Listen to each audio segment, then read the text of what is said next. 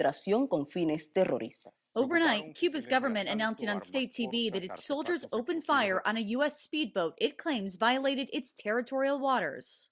4 people died in the shooting, 6 others were injured. Cuban officials say the passengers were Cuban residents of the United States and claim the men were armed and trying to, quote, carry out an infiltration for terrorist purposes. Secretary of State Marco Rubio says U.S. authorities are now investigating. The majority of the facts being publicly reported are those by the information provided by the Cubans. We will verify that independently, and as we gather more information, then we'll be prepared to respond accordingly. Cuban officials say the U.S. boat came within 1 nautical mile of the El Pino Channel. As a Cuban border guard boat approached, the U.S. boat reportedly opened fire, wounding the Cuban commander. Cuban troops then returned fire. First of all, we can't trust anything that the Cubans say. If the Cubans say that the U.S. boat fired first on the Cuban boat, hard to believe that, but we need to wait and see how close they were actually, and that will determine how big a deal this actually becomes.